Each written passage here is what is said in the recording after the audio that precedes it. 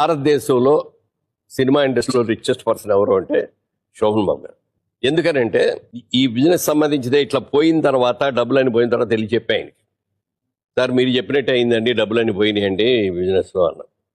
నేను ఒక సిద్ధాంతం నమ్ముతున్నాను, నీకు చెప్తాను, నచ్చితే నువ్వు కూడా అది ఫాలో అవ్వాలి.